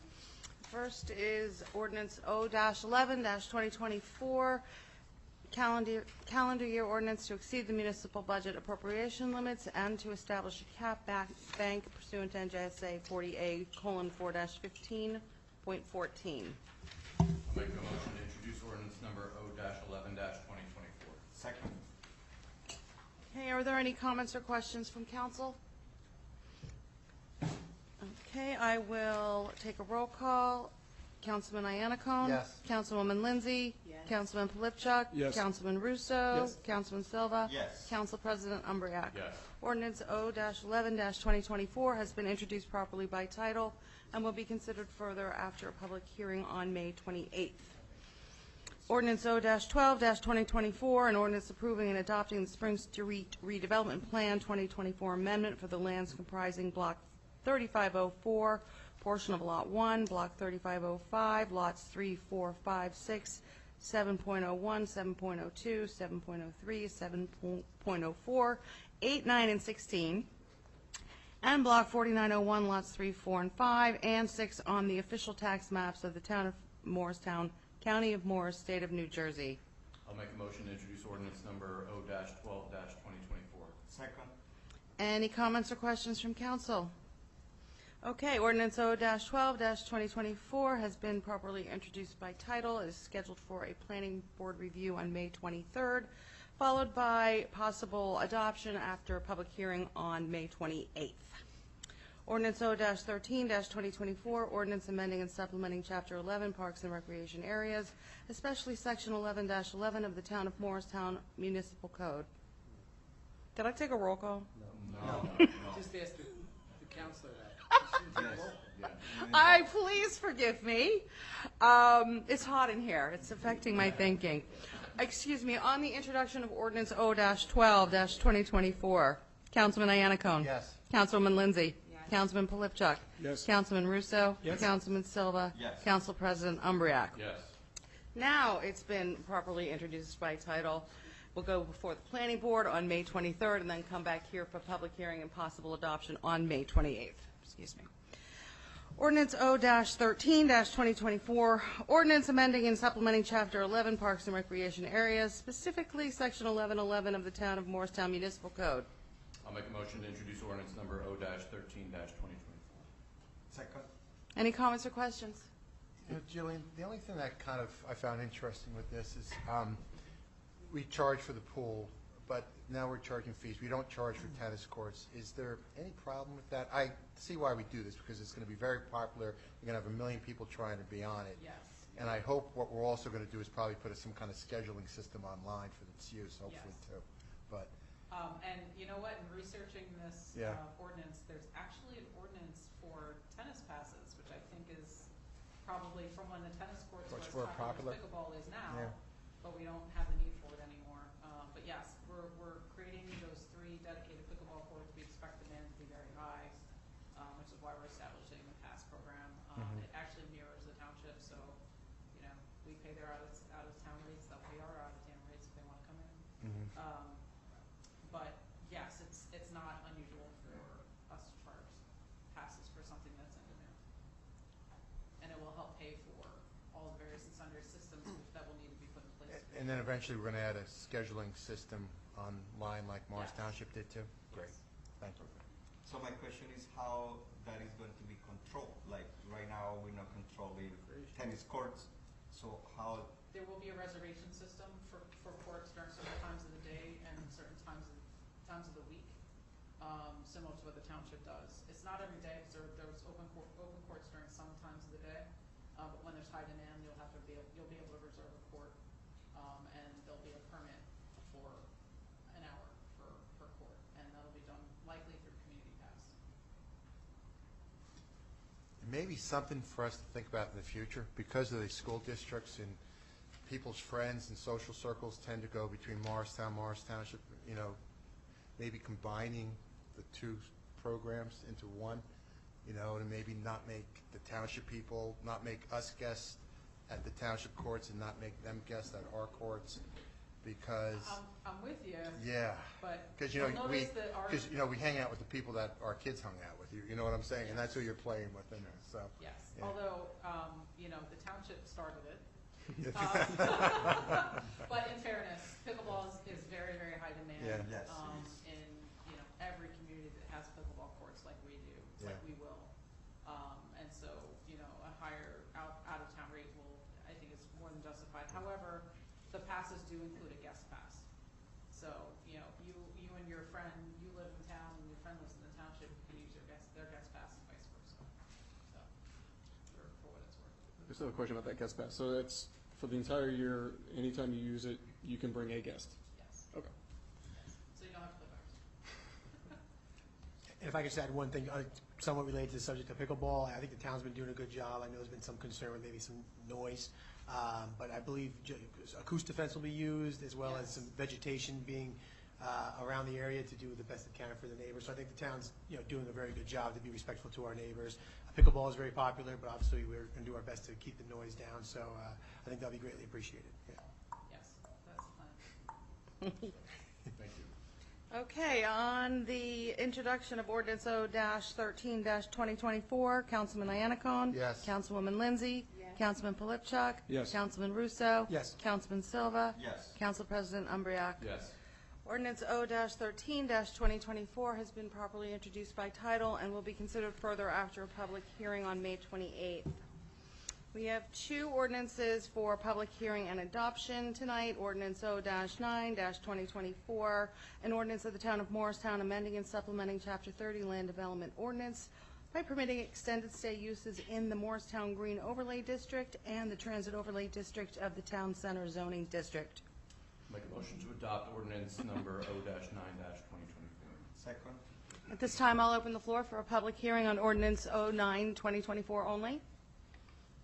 Seeing none, I'll close the public hearing. Comments and questions from council? Hearing none. On the adoption of ordinance O-9-2024, Councilman Iannacone. Yes. Councilwoman Lindsay. Yes. Councilman Polypchuk. Yes. Councilman Russo. Yes. Councilman Silva. Yes. Council President Umbreak. Yes. Ordinance O-9-2024 is adopted. Ordinance O-10-2024, an ordinance authorizing the execution of a corrective boundary line agreement for the town of Morristown, County of Morris, State of New Jersey. I'll make a motion to adopt ordinance number O-10-2024. Second? At this time, I'll open the floor for public hearing on ordinance O-10-2024 only. Hearing none, I'll close the public hearing. Any comments or questions from council?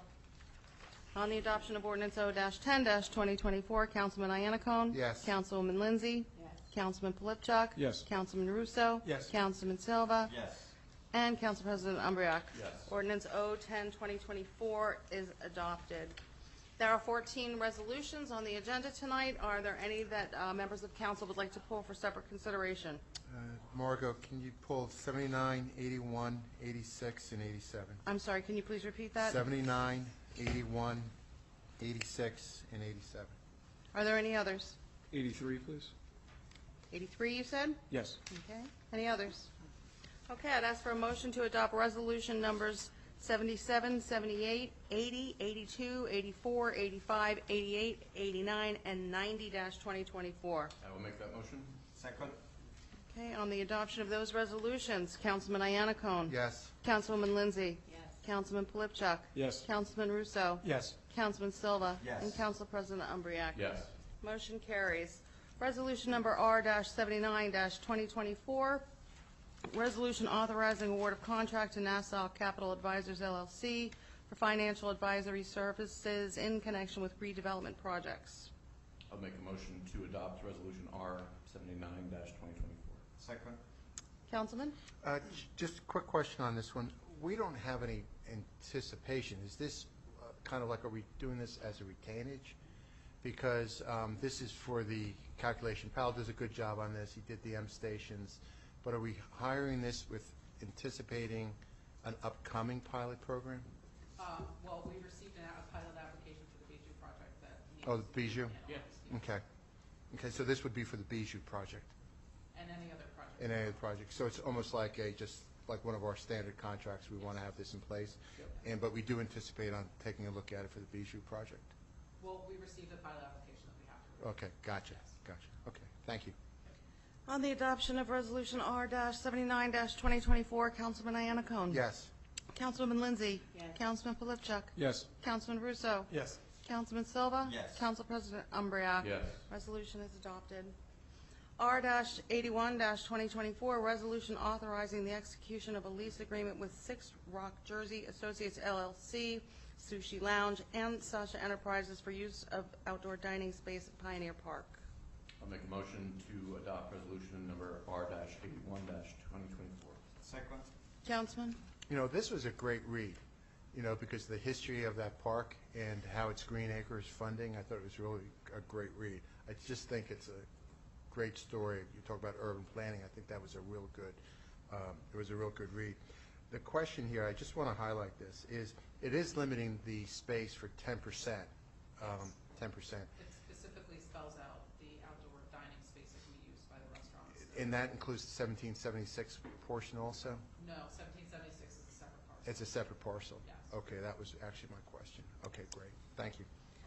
Okay, on the adoption of resolution R-81-2024, Councilman Iannacone. Yes. Councilwoman Lindsay. Yes. Councilman Polypchuk. Yes.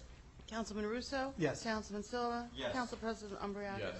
Motion carries. Resolution R-83-2024, resolution awarding a contract to AA Berms LLC for Washington Streetscape Improvements Phase 5. I'll make a motion to adopt resolution number R-83-2024. Second. Councilman?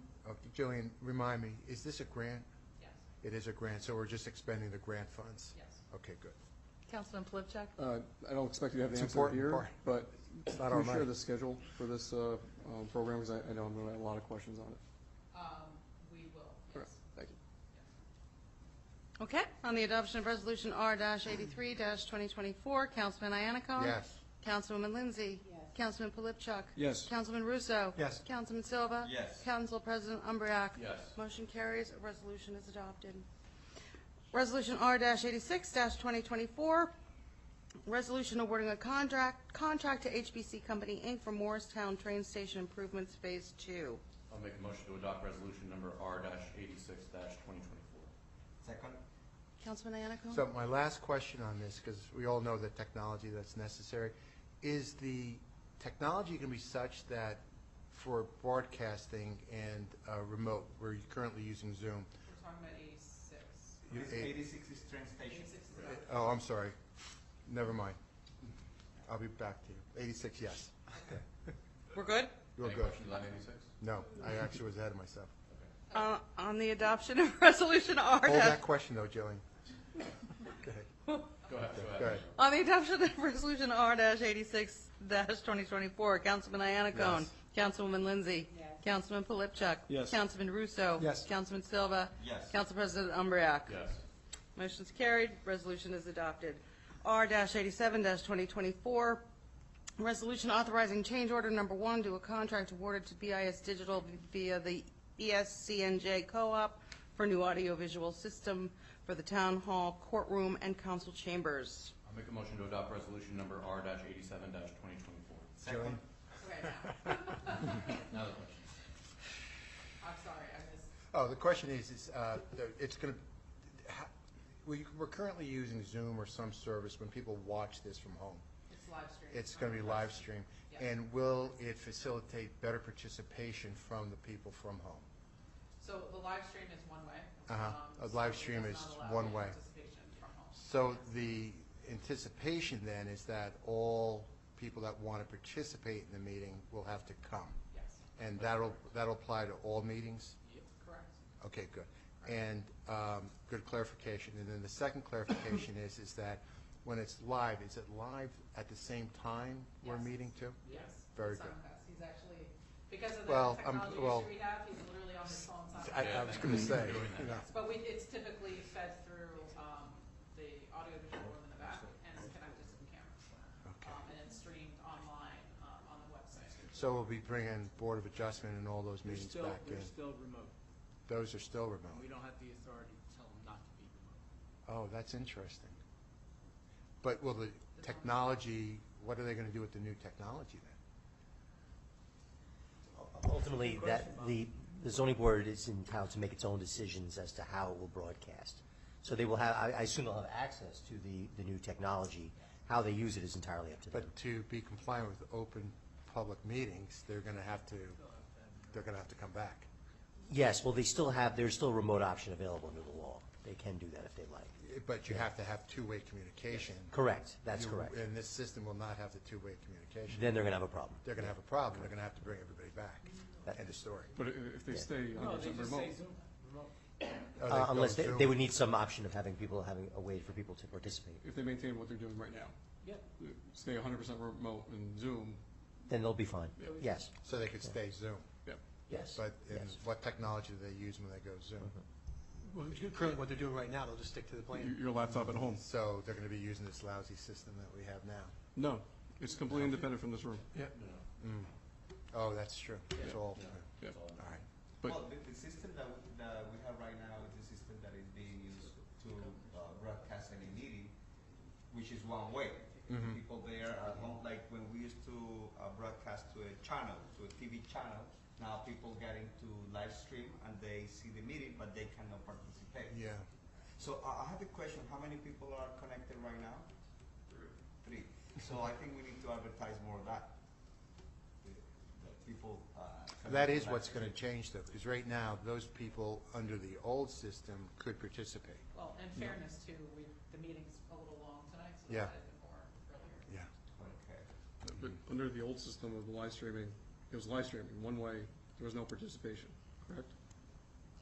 Correct. The only exception to that is when you added the Zoom component during COVID and carried it a little bit longer. Correct. So- There was a mayor I was talking to that at their council meeting, they were still doing the remote, in and out. Mhm.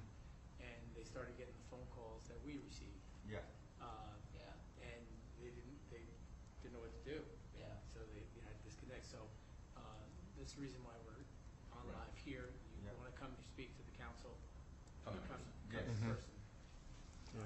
A lot of And until the governor, and correct me if I'm wrong, Council, until the governor signs off on no more remote, they have the authority to stay remote.